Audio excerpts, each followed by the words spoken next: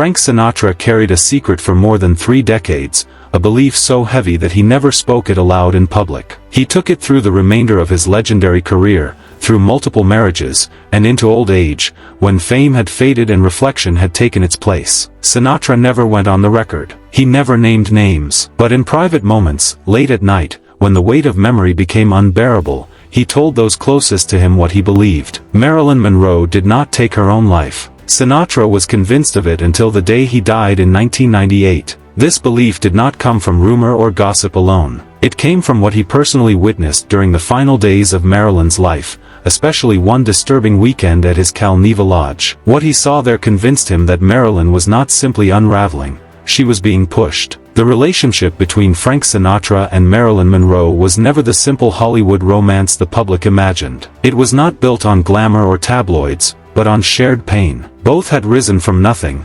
clawing their way into a world that celebrated their image while ignoring their inner wounds. Sinatra understood the loneliness of hotel rooms at 3 in the morning, the silence that followed applause. Marilyn had known that silence her entire life. Passed between foster homes, abandoned by her father, and shaped by instability, she recognized the same darkness in Sinatra. Their bond formed in the early 1950s, when Sinatra's career was collapsing and Marilyn's was just beginning. As their paths crossed again and again in Hollywood and Las Vegas, they became emotional anchors for each other, two people who felt seen in a world that only wanted what they represented.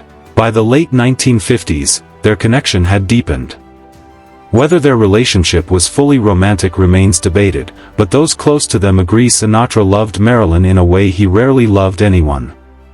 According to his longtime valet, George Jacobs, Sinatra treated Marilyn differently. He was protective, careful, and genuinely concerned for her safety. He tried to shield her from the predators that surrounded her, studio executives, powerful men, and political figures who saw her as disposable. There were gifts, long phone calls, private dinners, and moments of quiet refuge. Some accounts even suggest Sinatra considered marrying her in 1962. Whether true or not, he carried guilt afterward, believing he failed to protect the one person he wanted to save. That guilt would follow him for the rest of his life. The place where Sinatra's belief truly took shape was the Cal Neva Lodge, his private resort on the California-Nevada border. It was more than a hotel. It was a sanctuary for secrets.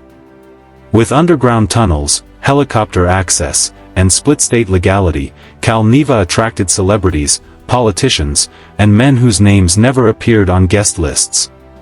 Sinatra's silent partner was mob boss Sam Giancana, and rumors of visits from the Kennedy brothers followed the lodge for years. Rules were flexible, privacy absolute. In July 1962, Marilyn Monroe arrived at Cal Neva visibly unwell. She was fragile, withdrawn, and overwhelmed. Friends noticed she seemed afraid, exhausted, and detached. This was not the Marilyn the world knew. This was someone nearing a breaking point. That weekend was supposed to be an escape. Marilyn had just been fired from Something's Got to Give, her reputation damaged, her mental health deteriorating. She confided in Sinatra about her relationships with President John F. Kennedy and Robert Kennedy, both of whom had abruptly cut ties with her. She felt abandoned and confused. According to Sinatra's manager, she believed she had been used and discarded. During her stay at Cal Neva, Marilyn collapsed from an overdose. Whether intentional or accidental was never clear. Sinatra was furious and terrified. He cared for her deeply, but he could not allow her to die on his property. The scandal would have destroyed him.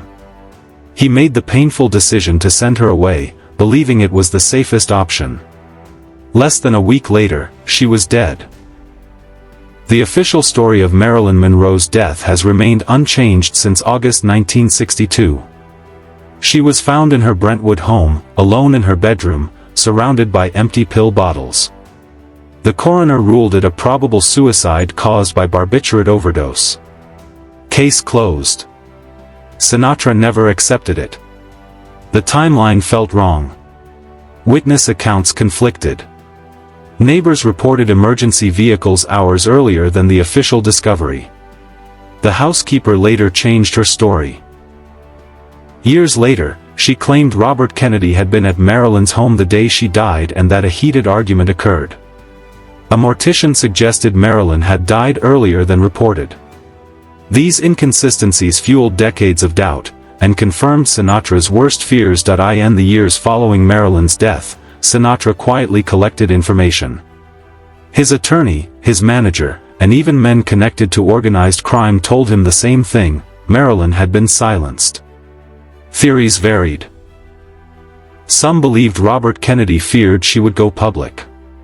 Others believed the mob acted to hurt the Kennedys during Bobby's crackdown on organized crime. Some even mentioned intelligence agencies.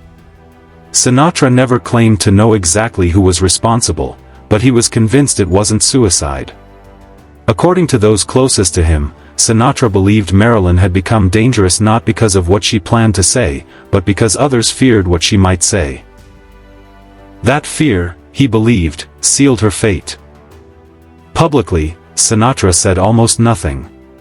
Privately, he never let it go. He spoke of Marilyn as someone already under immense pressure, someone who felt hunted. He remembered the look in her eyes at Calneva, the fear, the resignation. He believed she wanted to live. She wanted children. She wanted to be taken seriously. She wanted stability. Sinatra understood that longing because he carried it himself. When Marilyn died, he lost more than a friend or lover. He lost someone who truly understood him. According to George Jacobs, Sinatra was devastated for weeks, replaying every decision, especially the moment he sent her away. That regret never left him. Sinatra lived another 36 years after Marilyn's death. He married twice more, continued performing, and remained a cultural icon. But something in him never fully healed. He never attended Marilyn's funeral. Joe DiMaggio had excluded most of Hollywood. Photographs from that time show Sinatra hollow-eyed, aged beyond his years. He wondered endlessly whether a single different choice could have saved her. If he had called earlier. If he had let her stay. If he had married her despite the warnings. These questions haunted him into old age. He never wrote a tell-all. He never exposed what he believed.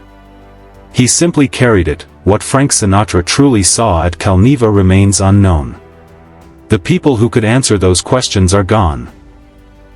The evidence is buried, lost, or sealed forever. The official story remains unchanged. But Sinatra's belief adds a shadow that never fades. Marilyn Monroe was 36 years old when she died, yet her legend only grew. Her image endures, but the woman behind it remains elusive. Sinatra understood that woman. He saw her pain, her fear, and her hope. And when she died, he believed the truth died with her. Some secrets, he knew, were too dangerous to speak aloud. And so he carried his until the end.